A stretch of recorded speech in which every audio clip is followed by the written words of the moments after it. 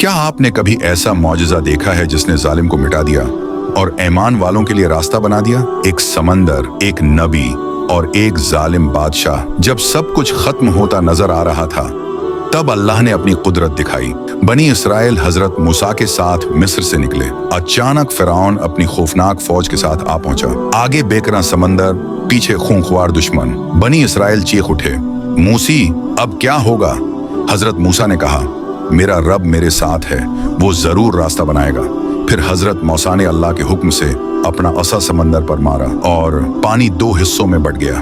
रास्ता खुल चुका था। बनी इसराइल हैरत और खौफ के आलम में गुजर गए, लेकिन फिरौन और उसके सिपाहियों ने उनका पीछा किया।